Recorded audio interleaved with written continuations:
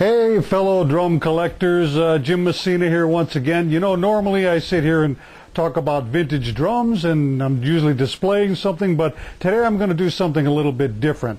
I've been getting some emails from people asking me questions or maybe referring to some of the past videos, and one of them was Matt, referred by David Anfuso. Matt has an old WFL set that was really highly damaged, and he noticed that I did a segment about a 1926 Slingerland project, and he saw how I did the metal, all my hardware in that, and he wanted to know how I did that. So I think what we should do here is take a look at the pictures that he sent us and take it from there. So let's go look at the snare drum, the bass drum, and a metal claw that's highly rusted, and then we'll head out to the shop and take it from there. So let's look at these pictures.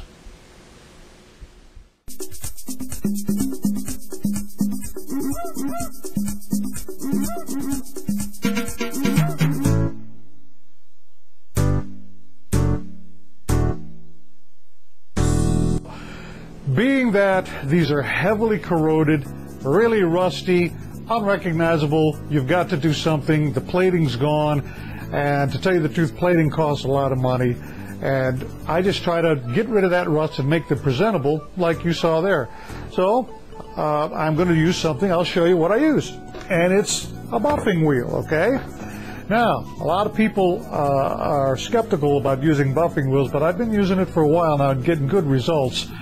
If you're careful, you got to watch out what you're doing, how much pressure you use. And yeah, I know it's a little tough because not everybody, you know, has a tool shop and can own something like this, but this is what I use on a lot of my stuff. Here's something that will give you an idea. This piece here is how this piece used to look. Look at the difference. That's bright brass underneath, okay? And I just used the buffing wheel.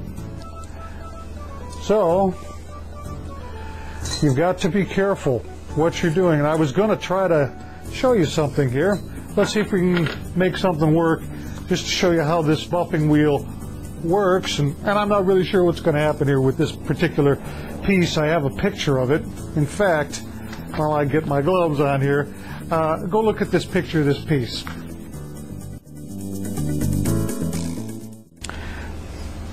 Okay, now that you saw that picture, here's the actual piece, okay? Very dark, and some you know, antique collectors would say, what a great patina. But for us, we need them to be as bright and shiny as we can get them. The whole thing is like that. This is just an old miscellaneous piece, okay?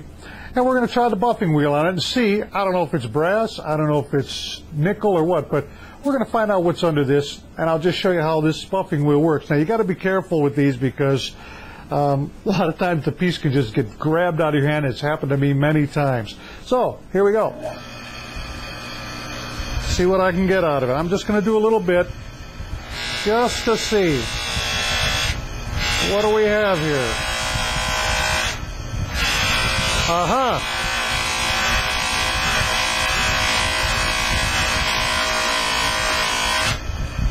There you go. Okay, well, it's like kind of like treasure hunting. I don't know if you can see it.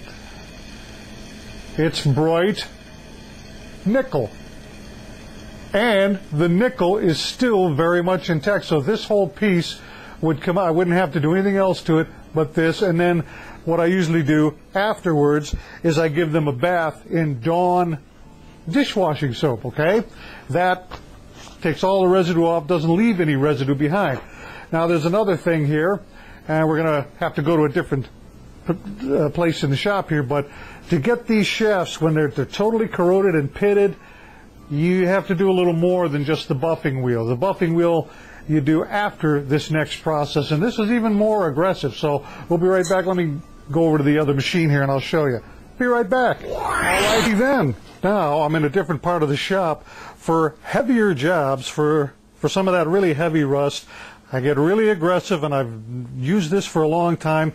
You got to be careful once again and use it on parts that are only beyond repair. People would think they're beyond repair, but you can do a nice job with this stuff. The really heavy rusted and corroded stuff you do this with. Okay, here I've taken a drill, mounted it on a vise upside down, and we've put a flap wheel on here. All right, this is probably a 60 grit flap wheel. It's like sandpaper on a wheel. Okay, also we have a drill press that is rigged up with a wire wheel. Now, as soon as you start talking wire and steel wool, a lot of the purists out there will just start having heart attacks, but sometimes it's okay. It's, you know, when things are beyond help, you step in and you use these drastic measures. Now, let's take a picture of something that's really corroded. It's a part of a rare stand that goes to a set of North drums that I just recently acquired. Let's take a look at that. You'll see how bad it is.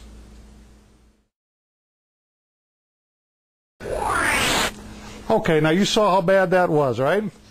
Here's the piece now.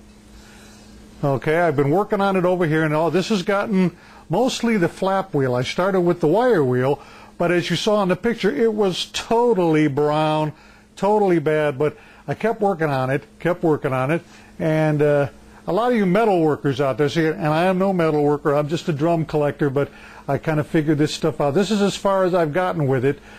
And whether I go, you know, with rechroming or not, that's another story. But we'll see. Another piece.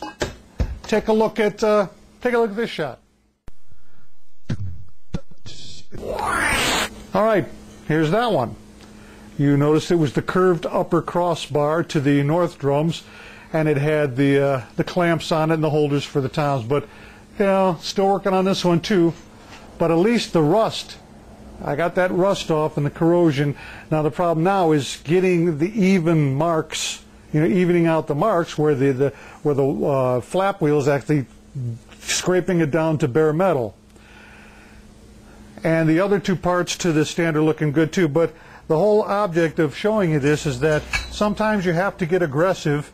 And I know that not everybody has a shop, but this is what I do, and this is what I used to get some of those parts clean. Also, with some of those lug screws, I gave them a bath in Wink Rust Remover. Okay, it's a liquid.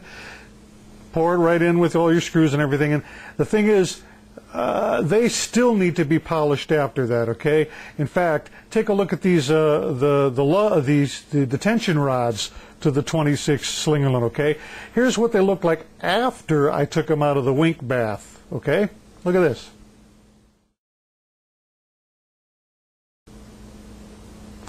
All right, see how they're still green and everything, but they got rid of the rust, but you still need, I have to take them over to the buffing wheel, and that's how I got them to look the way they did in those pictures on the left side of that picture when I show the last shot there. Maybe I'll show it to you in a minute here. But that was a combination of wire wheeling and buffing. There's no plating left on those. You're just buffing up, you know, bare metal.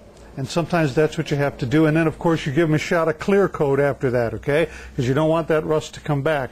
So, Matt, you've got a big job ahead of you, and I think you're going to do a good job on that WFL set. Another piece of advice for you, if you don't trust yourself doing that green paint job like you wanted to, take it to a luthier. That's what I'm going to do with my shell. There's if you have a luthier in town, you could probably work out a deal with them. I'm going to do the restoration with my luthier. I'll be doing the sanding between coats and all that. And it wasn't too expensive either. So good luck to you, Matt. Here's some more shots. And everybody, don't be afraid to clean up some old rust. Till next time, Jim Messina.